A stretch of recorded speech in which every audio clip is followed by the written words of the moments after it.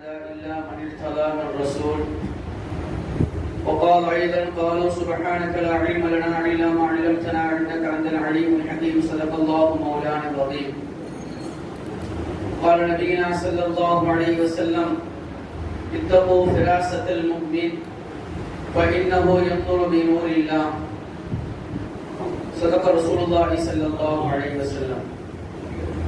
கண்ணியத்திற்குரிய சிறப்பான இந்த சபையினுடைய கலீஃபாவாக அமர்ந்து வழிநடாத்தி கொண்டிருக்கின்ற கலீஃபா அவர்களே மற்றும் எனக்கு முன்னால் பேசி அமர்ந்திருக்கக்கூடிய கலீஃபாக்களே, உலமா பெருமக்களே, இங்கே வருகை தந்திருக்கின்ற முஹிப்பீன்களே, முரீதீன்களே, பெரியோர்களே, தாய்மார்களே, நம் அனைவர்கள் மீதும் எல்லாம் வல்ல அல்லாஹ்வின் அளப்பெரும் கிருபையும் கருணை நாயகம் ரசூல் கரீம் ஸல்லல்லாஹு அலைஹி வஸல்லம் அவருடைய நல்லாசியும் நாளை மறுமையில் அவருடைய ஷஃபாஅத்தும் நாதாக்களுடைய துஆ பரக்கத்தும் குறிப்பாக ஹாஜா முஹிதீன் இஸ்தி ரலியல்லாஹு தஆலா அன்ஹு அவருடைய துஆ பரக்கத்தும் என்றென்று நம் மீது நிலவட்டுமாக. வாழும் காலமெல்லாம் இறைவனை என்று வணங்கக்கூடிய நன்மக்களாக, வாழும் காலமெல்லாம் நம்முடைய வெற்றியை பூமியில் பதித்து சுஜூது செய்யக்கூடிய நன்மக்களாக அல்லாஹ் நம்மையும் நம்மை சார்ந்தவர்களையும் நம்மை பெற்றெடுத்த தாய் தந்தையர்களையும் நாம் பெற்றெடுத்த பிள்ளைகளையும் நமக்கு கல்வி தந்த உஸ்தாத்மார்களையும் நம்மிடம் கல்வி பெறக்கூடிய மாணவர்களையும் அல்லாஹ் தஆலா ஆக்கல் புரிவானாக. கண்ணியத்திற்குரிய அல்லாஹ் நல்லடியார்களே, இந்த சபையிலே மறைவான ஞானம் ஒரு ஆய்வு என்ற தலைப்பின் கீழ் நான் பேச பணிக்கப்பட்டிருக்கின்றேன். அந்த தலைப்பிற்குள் நாம் செல்வதற்கு முன்பாக தௌஹீதினுடைய அசல் என்ன, அடிப்படை என்ன என்பதை நாம் விளங்க வேண்டும். இந்த உலகத்தில் படைக்கப்பட்ட அத்தனை படைப்புகளும் எந்த விஷயமாக, எந்த காரியங்களாக இருந்தாலும் தன் சுயமாக அதை செய்ய முடியாது. எந்த விஷயமாக இருந்தாலும் சரிதான், தன்னுடைய சுயத்தால், சுய சக்தியால் அதை செய்து முடிக்க முடியாது.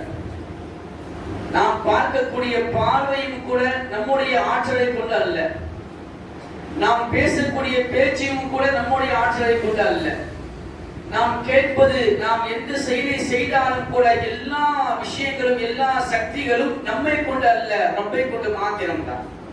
எது நடந்தாலும் படைப்பினுடைய சுய சக்தியை கொண்டு எதுவும் கிடையாது, எல்லாம் ரப்பினுடைய சக்தியை கொண்டு, குதிரத்தை கொண்டு என்பதுதான் தௌஹீதினுடைய அடித்தளம், அடி விஷயம்.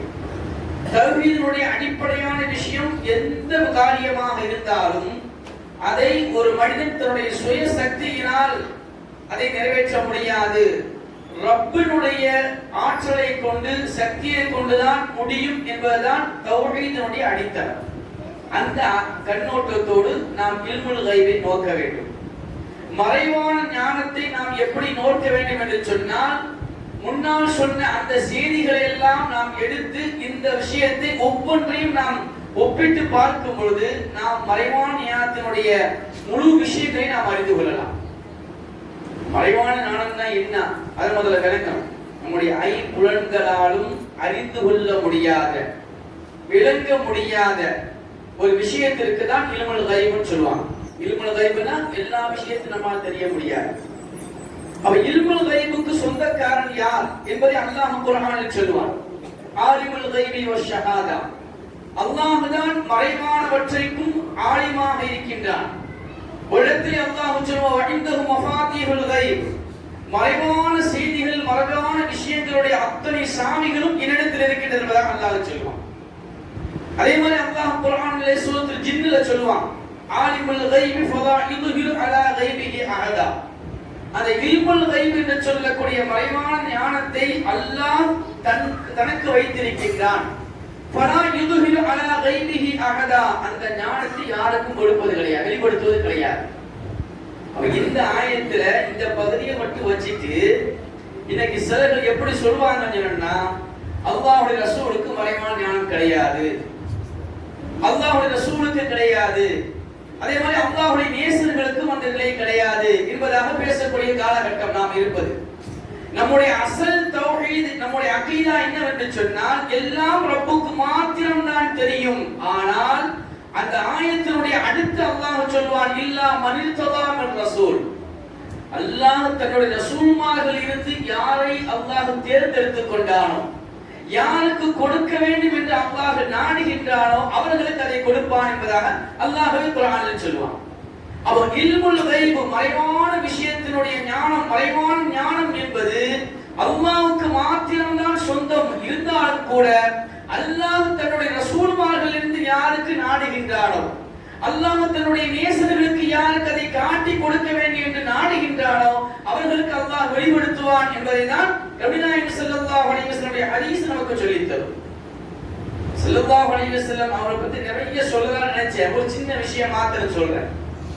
ஸல்லல்லாஹு அலைஹி வஸல்லம் அவர்கள் தன்னுடைய சஹாபாக்களுக்கு மத்தியில் பேசுவது மாதிரி மனைவிமார்களுக்கு மத்தியில் பேசுவாங்க. தன்னுடைய மனைவிமார்கள் எல்லாம் ஒன்று கூடி இருக்கும்போது ஸல்லல்லாஹு அலைஹி வஸல்லம் பேசினாங்க. இது ஷரல் ஷிஃபாவுல காதலியான் ரஹ்மத்துல்லாஹி அலைஹி கிதாபுல பதிவு செய்யப்பட்ட விஷயம். ஸல்லல்லாஹு அலைஹி வஸல்லம் பேசிட்டு இருக்காங்க.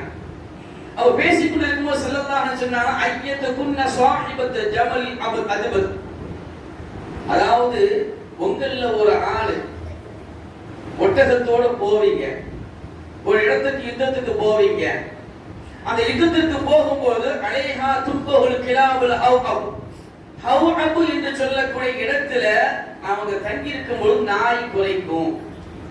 நாய் அந்த கூடாரத்தை பார்த்து குறைக்கும். குறைக்கும் பொழுது நீங்க அந்த இடத்தை விட்டு வந்துடுங்க, வந்துட்டா நீங்க வெற்றி பெறுவீங்க ஸல்லல்லாஹு சொல்லிட்டாங்க. எந்த மனைவி என்பது ஸல்லல்லாஹு சொல்லல, நல்ல விளக்கணும். ஸல்லல்லாஹு ஹயாத்துல சொன்ன விஷயம். ஸல்லல்லாஹு அலைஹி வஸல்லம் அவர்கள் சொன்னாங்க, இதே மாதிரி அவ்அப் என்ற இடத்துல நீங்கள் தங்கி இருப்பீர்கள். தங்கி இருக்கக்கூடிய சமயத்திலே அந்த பகுதியில் உண்டான நாய்கள் எல்லாம் அந்த கூடாரத்தை பார்த்து குறைக்கும். குறைக்கும் பொழுது நீங்க அந்த இடத்துல வந்துடுங்க, வந்தா நீங்க வெற்றி பெறுவீங்கன்னு சொன்னாங்க ஸல்லல்லாஹு அலைஹி வஸல்லம். இது முடிஞ்சிருச்சு. காலங்கள் போகுது.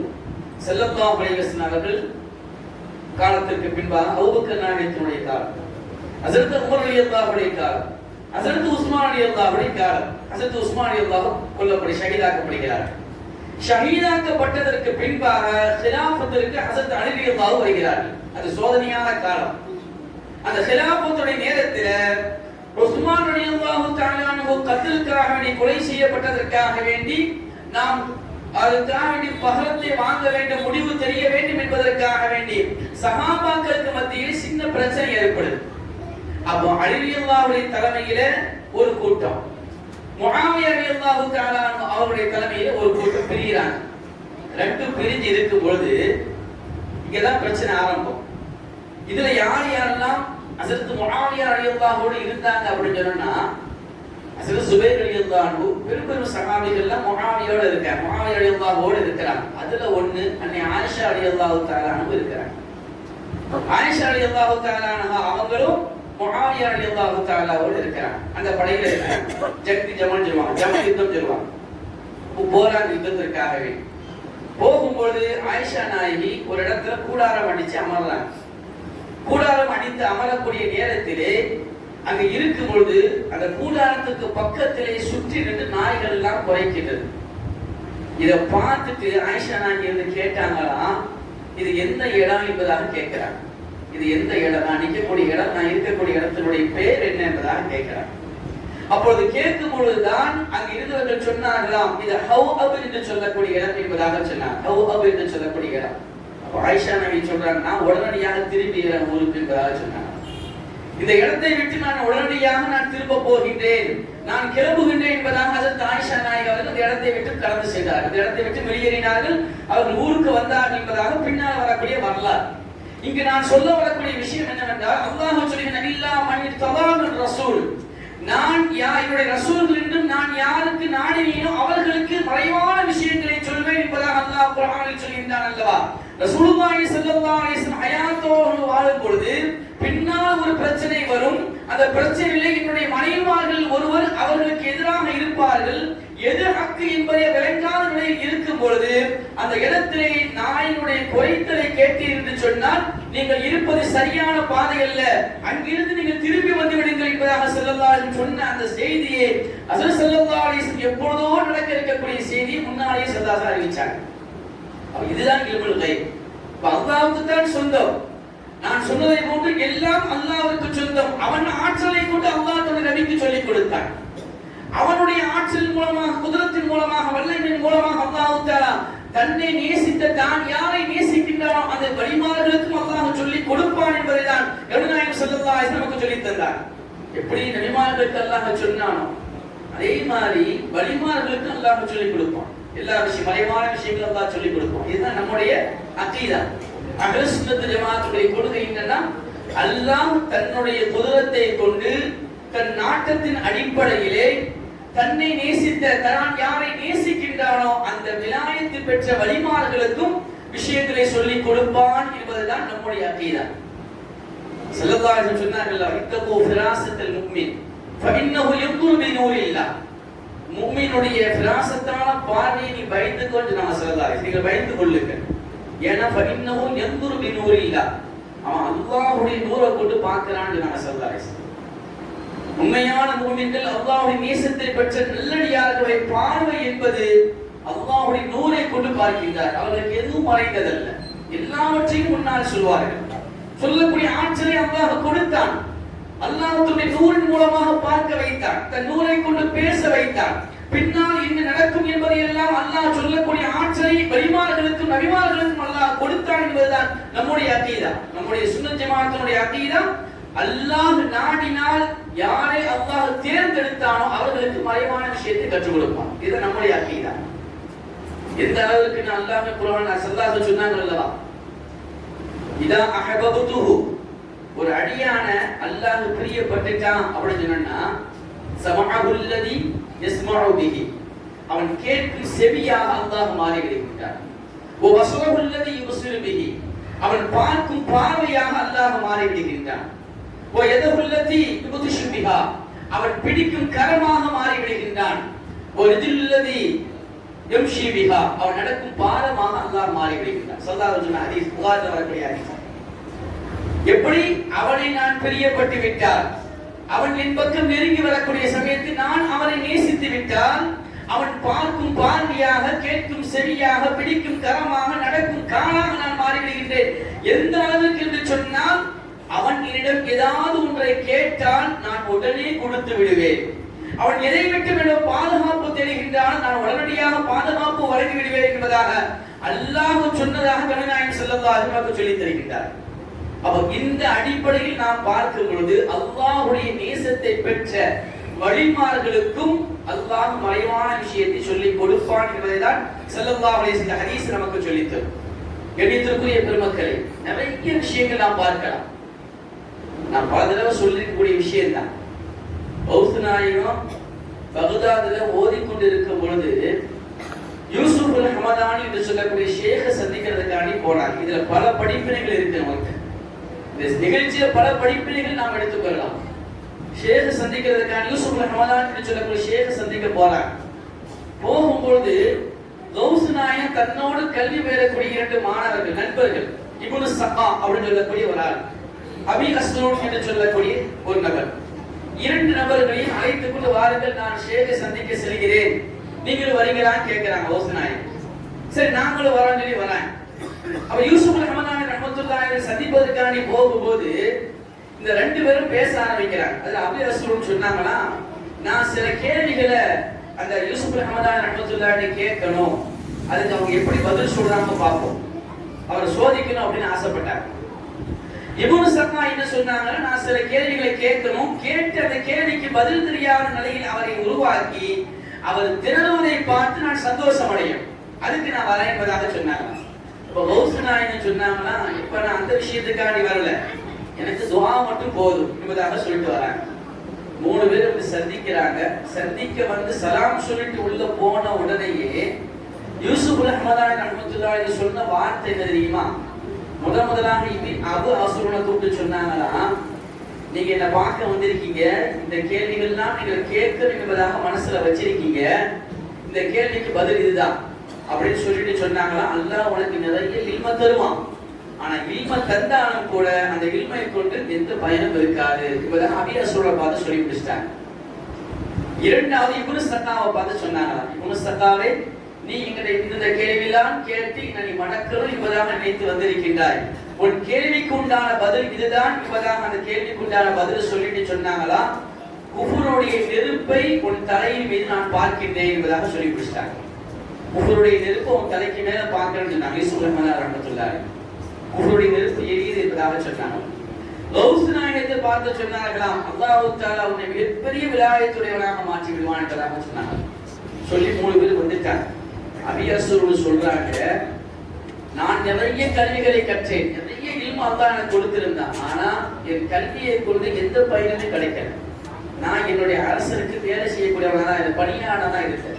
ஆனா இப்னு சஃபாருக்கு அல்லாஹ் நிறைய கல்வியை கொடுத்தான். எங்கு சென்று அவர் விவாதம் செய்தாலும் அதில் வெற்றி பெறுவார், எங்கு போனாலும் ஜெயிச்சுட்டு வந்துருவார்.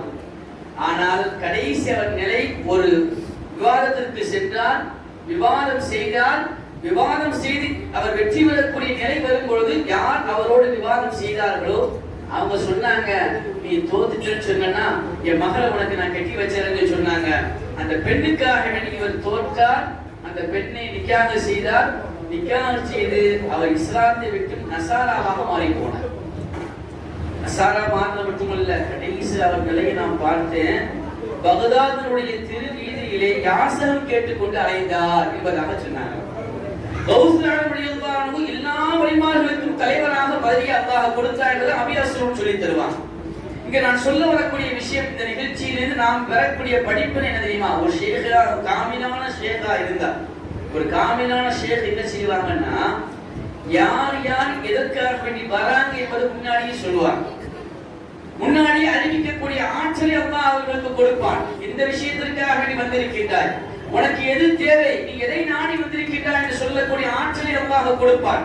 அந்த காமிலான ஷேகாக இருந்தது காரணத்தால் யூசுப் ஹமதானி ரஹ்மத்துல்லாஹி பின்னால் என்னென்ன விஷயங்கள் நடக்க போகிறது, எதுவெல்லாம் நீங்கள் சந்திப்பீர்கள் என்ற விஷயத்தை முன்னாடியே அறிவிப்பு செய்தார் என்று சொன்னால், எந்த அளவிற்கு அவர் அல்லாஹ்வுடைய நேசத்தை பெற்ற விலாயத்துடையவர்களாக வாழ்ந்தார்களோ அந்த அளவிற்கு அல்லாஹ் தஆலா மறைவான செய்தியெல்லாம் சொல்லிக் கொடுத்தார். அப்ப இங்கே நாம் சொல்ல வரக்கூடிய விஷயம் இதுதான். மறைவான செய்தி என்பது அல்லாஹ்விற்கு மாத்திரம்தான் சொந்தமானது. ஆனால் அல்லாஹ் தன் யாரை நேசிக்கின்றானோ அந்த நல்லடியார்களுக்கு அல்லாஹ் தஆலா அந்த செய்திகளை சொல்வான் என்பதுதான் நம்முடைய அக்கீதா. காட்டி கொடுப்பான். ஏன் ஹாஜா நாயகத்தோட வாழ்க்கை நடந்த விஷயம் தான். ஒரு சமயம் ஹாஜா நாயகம் தன்னுடைய நண்பர்களான 2 நபர்களோடு பேசிட்டு இருக்காங்க. அதுல ஒரு நபர் ஷேக் ஷிஹாபுத்தீன் ரஹ்மத்துல்லாஹி அவங்களோட, அவுஹதுத்தீன் கிருமானி ரஹ்மத்துல்லாஹி, இந்த 2 பேரோட பேசிட்டு இருக்காங்க. அப்படி பேசி இருக்கும் பொழுது ஒரு 9 வயது சிறுவர் தன்னுடைய கையில வில்லையை அம்பை எடுத்துட்டு நடந்து போறாங்க. காஜா நாயகத்தை கடந்து போறாங்க. அவங்க கடந்து போகும்போது காஜா நாயகம் பார்க்கிறாங்க. பார்த்துட்டு சொன்னாங்களா, ஒரு காலத்தில் இந்தியாவுடைய மிகப்பெரிய அரசராக இவர் வருவார் என்பதாக சொன்னாங்க. இவர் மிகப்பெரிய அரசராக வருவார், இந்தியாவுடைய அரசராக வருவார் என்பதாக காஜா நாயகம் சொல்றாங்க. இது எப்போ நடக்குது? அந்த சிறுவருக்கு 9 வயது. 9 வயதுல வில்லையும் அம்பை எடுத்துட்டு போகும்போது அவுஹதுத்தீன் கிருமானி ரஹ்மத்துல்லாஹி ஷிஹாபுத்தீன் ரஹ்மத்துல்லாஹி அவர்களோடு காஜா நாயகம் பேசிட்டு இருக்காங்க. வரலாற்றுல சொல்லப்படுது, அந்த சிறுவர் பெரியவராக வளர்ந்தது மாத்திரமல்ல, அவர்தான் சுல்தான் ஷம்சுத்தீன் என்று சொல்லக்கூடிய மிகப்பெரிய ஆட்சியாளராக வந்தார். இந்தியாவை ஆட்சி செய்யக்கூடிய தகுதி அல்லாஹ் கொடுத்தார்.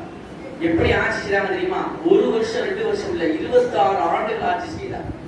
26 ஆண்டுகளாக இந்தியாவை ஆட்சி செய்த மன்னர்கள் ஒருவராக திகழ்ந்தார் சுல்தான் ஷம்சுத்தீன் என்பதாக சொல்லித் தருவார். வரலாற்று ஆசிரியர்கள் சொல்லித் தருவார். இது எப்படி நடந்தது? எப்படி நடந்தது? அதை அல்லாஹ் அறிவித்துக் கொடுத்தார். மறைவான விஷயம், பின்னால் என்ன நடக்கும் என்பது யாருக்கும் தெரியாது. ஆனால் அல்லாஹ் தன்னுடைய நேசர்களுக்கு சொல்லிக் கொடுத்தான். தன் நேசர்களுக்கு அல்லாஹ் அறிவித்துக் கொடுப்பார். நடக்கும் என்பதாக அல்லாஹ் சொல்லிக் கொடுத்தான். அதை அல்லாஹ் சொன்னது மாத்திரமல்ல, அவன் உலகத்திற்கு வழிகாட்டினார்கள், காட்டி தந்தார்கள். அதான் ஸல்லல்லாஹு அலைஹி வஸல்லம் இந்த ஃபிராஸத்துல் முஃமின் ஒரு ஹதீஸ் இப்படி சொல்றாங்க. சௌபான் ரலியல்லாஹு தஆலா சொல்லக்கூடிய ஒரு ஹதீஸ், யஹ்தில் தஅவத்துல் முஃமினீன் வ ஃபிராஸதிஹி, முஃமினுடைய துஆவை பயந்துக்கோ, அதே மாதிரி அவனுடைய பகப்பாரையும் பயந்துக்கோன்னு சொன்னாங்க. சொல்லிட்டு சொன்னாங்க, ஃபஇன்னஹு யன்துரு பி நூரில்லாஹ், அவன் பார்க்கக்கூடிய பார்வை அல்லாஹ்வுடைய நூரை கொண்டு, வ யக்துபு பி தௌஃபீகில்லாஹ், அவன் பேசக்கூடிய பேச்சு அல்லாஹ்வுடைய தௌஃபீக் கொண்டு. எனவே ஒரு வார்த்தை வலியுல்லாஹ்வுடைய வாயிலிருந்து வருகின்றது என்று சொன்னால் ஒரு வார்த்தையை ஒரு செய்தி அவர் நமக்கு சொல்லித் தருகிறார் என்று சொன்னால் அது மறைவான விஷயமாக இருந்தாலும் மறைவான விஷயத்தை அல்லாஹ் தஆலா தன்னுடைய நேசர்களான விலாயத்து பெற்ற வலிமார்களுக்கு அல்லாஹ் சொல்வான். அவர்களுக்கு அல்லாஹ் மறைவில்லாமல் காட்டி கொடுத்து விடுவான். என்னென்ன நடக்கும் என்பதை எல்லாம் அல்லாஹ் தெளிவாக கொடுப்பது மாத்திரமல்ல, அந்த வலியுல்லாக்கள் அந்த வழியை பெற்ற விலாயத்தை பெற்ற நல்லடியார்கள் மறைவான விஷயத்தை பார்த்து சொல்வது மாத்திரமல்ல, தன்னுடைய முரீதுகளுக்கு ஏற்படக்கூடிய சிரமங்களையும் கூட கஷ்டங்களையும் கூட அவர்கள் முன்னால் அறிந்து அதை விட்டு அவர்களை பாதுகாப்பார்கள். இதுதான் விலாயத்தை பெற்ற வலிமாருடைய விஷயம். இந்த அளவுக்குன்னா இதெல்லாம் நிறைய கேள்விப்பட்டு பெரிய பெரிய ஹலீஃபாக்கள் இருக்கீங்க. அதாவது அபுல் ஷாஹ் ரஹ்மத்துல்லாஹி இருக்காங்களே, அவங்க ஒரு நாள் தன்னுடைய முரீதுகள்லாம் ஒன்று கொண்டு வச்சு பேசினாங்க. பேசும்போது சொன்னாங்களாம், என்னுடைய முரீது எங்கு இருந்தாலும் நான் அவர்களை உற்று நோக்குவேன், அவர்களை நான் கண்காணித்துக் கொண்டே இருப்பேன், அதே மாதிரி அவங்களுக்கு நான் உதவி செய்வேன் என்பதால் அபுல் ஷாஹ் ரஹ்மத்துல்லாஹி சொல்றாங்க. அப்ப அந்த சபையில யார் இருக்காங்கன்னா பெரிய இமாம் அபுல் அப்பாஸ் முர்சி ரஹ்மத்துல்லாஹி இருக்காங்க. அபுல் அப்பாஸ் முர்சி ரஹ்மத்துல்லாஹிக்கு லேசா ஒரு தரது, ஒரு கொஞ்சம் மனசுல கொஞ்சம் தடுமாற்றம் ஏற்படுது. அது எப்படி முடியும்? அப்படி நம்மளுடைய உள்ளத்துல லேசான ஒரு மாற்றம், ஒரு தடுமாற்றம் ஏற்படுது. இவங்க அந்த இடத்த விட்டு பயணம் செய்யறாங்க. ரொம்ப தூரமான இடத்துக்கு அபுல் அப்பாஸ் ரஹ்மத்துல்லாஹி போறாங்க. போய் ஒரு வனப்பகுதி, காட்டு பகுதி, அந்த பகுதியில ஒரு மரத்துக்கு மேல ஏறி அமர்றாங்க. ஒரு கிளை போது கிளைக்கு மேல அமர்ந்திருக்காங்க. அப்படி அமர்ந்திருக்கின்ற சமயத்துல அபுல் அப்பாஸ் முர்சி ரஹ்மத்துல்லாஹிக்கு பின்னால் அவங்களுடைய இடுப்பு பகுதியில் ரெண்டு கை வந்து பிடிக்குது. இந்த கை வந்து பிடிக்குது. பிடிக்கும் பொழுது திருப்பி பார்க்கிறாங்க, ஒரு அழகான ஒரு பெண் நிற்கிறாங்க. ஒரு அழகான ஒரு பெண் இந்த இடத்துல நிற்கிறாங்க. அப்படி நிற்கும் போது இவங்க திருப்பி பார்க்கிறாங்க. அந்த பெண்ணை பார்த்துட்டு இருக்கும் பொழுது யாரோ ஒரு கை வந்து அப்படி சட்டையை பிடிச்சி தூக்கி எரிஞ்ச மாதிரி இருந்துச்சு. அந்த கிளையில எடுத்து தூக்கி எறிகிற மாதிரி இருக்கு. கீழே விழுறாங்க. விழுந்த உடனே விலகிட்டாங்க. இது நம்முடைய ஷேக் தான் செஞ்சிருக்காங்கன்னு தெரிஞ்சிச்சு. உடனே அந்த இடத்த விட்டு கடந்து போயிறாங்க. கடந்து போய் அபுல் ஷாஹ் ரஹ்மத்துல்லாஹி சந்திக்கிறதுக்காண்டி அபுல் அப்பாஸ் முர்சி ரஹ்மத்துல்லாஹி வராங்க. வரும் பொழுது ஷாதிர் நாயகி கேட்டாங்களா, என்ன ஒரு சந்தேகம் எல்லாம் தீர்ந்துடுச்சான்னு கேட்டாங்க. அவனுக்கு என்ன சந்தேகம்? என்னுடைய முரீது எங்கிருந்தாலும் நான் உற்று நோக்குவேன், அவனுக்கு எல்லா விதத்திலும் நான் உதவி செய்வேன் என்பதாக சொன்ன வார்த்தையை எங்களுக்கு கொஞ்சம் சந்தேகம் இருந்துச்சு. அவ கேட்டாங்களா ஷாதிர் நாயகம் அபுல் அப்பாஸ் முர்சி ரஹ்மத்துல்லாஹி பார்த்து, என்ன அவன் சந்தேகம் எல்லாம் தீர்ந்துட்டாங்க? ஆமநாயகமே எனக்கு சந்தேகமே இல்லை என்பதாக சொன்னாங்க. இந்த விஷயத்தை நான் எதற்கு சொல்ல வருகின்றேன் சொன்னால், நாளைக்கு என்ன நடக்கும் என்பதை அல்லாஹ் மாத்திரம் அறிந்த வேண்டாம். 5 விஷயங்களை அல்லாஹ் அறிவான் என்பதை குர்ஆன் சொல்லுது. அவர் இல்முல் கைப் என்பது அல்லாஹ்விற்கு சொந்தம் என்பது எந்த விதமான சந்தேகம் அல்ல.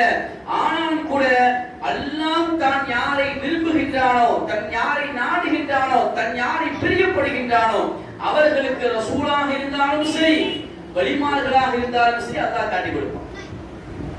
தஃசீர்ல ஒரு விஷயம் போடுவாங்க. அதாவது ஹஜ்ரத் இப்ராஹிம் அலைஹிஸ்ஸலாமுடைய மனைவிக்கு அல்லாஹ் தஆலா சாராமாக்கு தகவலை சொன்னான். உங்களுக்கு குழந்தை பிறக்கும் அப்படின்னு தகவலை சொன்னான். குழந்தை பிறக்கும்னா அந்த குழந்தை ஒரு குழந்தை இஸ்ஹாக் மட்டும் பிறப்பாங்கன்னு சொல்லி முடிக்கல அல்லாஹ். இஸ்ஹாக் அலைஹிஸ்ஸலாம் பிறப்பாங்க, யாக்கூப் அலைஹிஸ்ஸலாம் பிறப்பாங்க, யூசுப் அலைஹிஸ்ஸலாம் பிறப்பாங்க என்ற செய்தியை அல்லாஹ் தஆலா சொல்லி கொடுத்தான். அவங்க நபி இல்லையே. இல்லாமல் இருத்தலாம் என்ற ரசூல், ரசூல்மார்களுக்கு நான் யாருக்கு தேர்ந்தெடுப்பேனோ அவர்களுக்கு நான் சொல்வேன் என்பதாக அல்லாஹ் சொல்கின்றான்.